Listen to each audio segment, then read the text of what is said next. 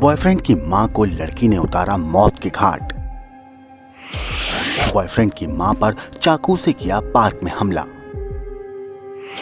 Boyfriend के प्यार में पागल हुई शादीशुदा औरत। यूपी की रहने वाली खूनी गर्लफ्रेंड की खौफनाक कहानी। एक तरफा प्यार में लड़की ने बॉयफ्रेंड की मां को बीच बाजार उतारा मौत के घाट। चाकू से तब तक किया हमला जब तक नहीं निकली महिला की जान। बॉयफ्रेंड की मां को तड़पा तड़पा कर उतारा मौत के घाट। जी हां, सही सुना आपने। सोनी नाम की एक लड़की ने अपने बॉयफ्रेंड की मां पर चाकू से तब तक हमला किया जब तक उसकी जान नहीं निकल गई।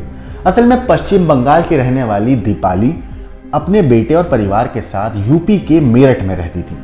लेकिन दीपाली की जिंदगी में मौत ने तब दस्तक दी जब शुक्रवार शाम 6:30 बजे दीपाली मंगल पांडे नगर में काम के लिए निकली थी। शाम को वो काम खत्म करने के बाद अपने घर वापस जा रही थी।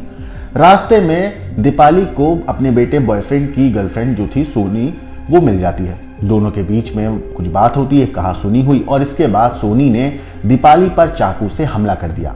दीपाली ने पार्क के गेट में घुसकर जान बचाने की कोशिश करी, लेकिन सोनी ने पीछे से दीपाली को पकड़ लिया और फिर पेट, शरीर के अलग अलग हिस्सों में चाकू से ताबड़तोड़ वार किए जब तक दीपाली की जान नहीं निकल गई। दीपाली ने बचाव में शोर मचाया। जब तक लोग वहां पहुंच पाते तब तक दीपाली की मौत हो चुकी थी। वहीं भाग रही सोनी को लोगों ने पकड़ लिया। इसके बाद पुलिस मौके पर पहुंची।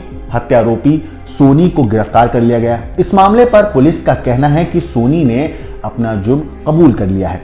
सोनी ने जो बात पुलिस को बताई अपने एक बार बयान में, उसमें उसने कहा कि दीपाली के बेटे विक्रम से 2 साल से उसका रिलेशनशिप चल रहा था। दीपाली उसका विरोध कर रही थी। उसने कई बार मुझे समझाया भी था, मगर मैंने इनकार कर दिया। मैं विक्रम से लगातार संपर्क में रही, उससे मिलना जुलना जारी रहा।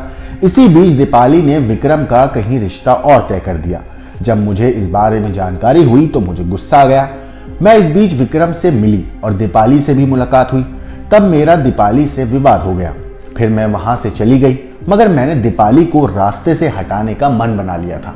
मैं उसे मारने के लिए प्लानिंग करने लगी, कैसे उसे रास्ते से हटाया जाए, कैसे उसको मौत दी जाए। सोनी ने पुलिस को यह भी बताया कि मैं 2 बच्चों के साथ राजीव गांधी नगर में किराए के मकान में रहती हूँ। विवाद के चलते मेरे पति अमर सिंह ने संबंध खत्म कर दिए हैं। इसके बाद से मेरा दीपाली के बेटे से प्रेम संबंध हो गया।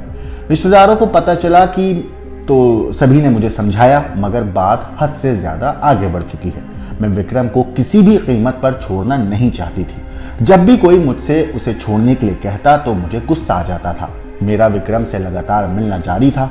उसने कभी भी मुझे दूर जाने के लिए नहीं कहा। दीपाली जरूर मुझसे विवाद करती थी। कई बार दीपाली से मेरा विवाद हो चुका था। दीपाली मुझे बदनाम करने में लगी हुई थी। मोहल्ले में कई लोगों से वो मेरे बारे में गलत बातें करती थी, मेरे कैरेक्टर के बारे में गलत बोलती थी। जब मैं उससे पूछती ऐसा क्यों कर रही है, तो वो मुझे विक्रम से दूर जाने के लिए कहती थी। उसकी बातों से मैं तंग आ चुकी थी, इसलिए मैंने उसे मार दिया। सोनी ने यह भी बताया कि लोगों को मेरे बारे में बहुत कुछ ये बोलती थी, गलत बातें बताती थी। लोग जब मुझसे सवाल करने लगे थे तो मुझे गुस्सा आता था। मोहल्ले के लोग उससे अजीब सी नजरों से देखने लगे थे। इससे वो बेहद परेशान थी। सोनी ने यह भी बताया कि दीपाली की इन बातों से मैं अंदर से उससे नफरत करने लगी थी। मेरे अंदर नफरत पैदा हो चुकी थी। मैंने सोच लिया था दीपाली को हटाना ही पड़ेगा, तभी ये अफवाहें खत्म होंगी। उसने दीपाली की हत्या करने के एक प्लान बनाया। इसके तहत उसने हत्या करने के 3 दिन पहले ही दुकान से चाकू खरीद लिया। उसने हत्या करने का स्थान, दिन, समय सब तय कर लिया था।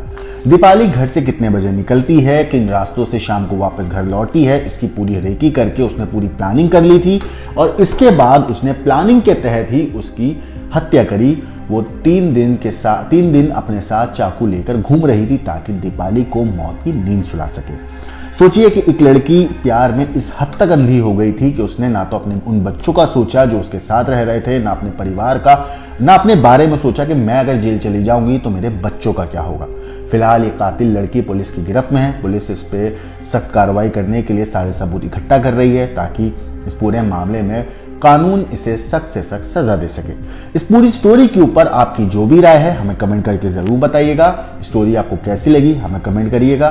बाकी देश और दुनिया की क्राइम की खबरों के लिए देखते रहिए क्राइम तक।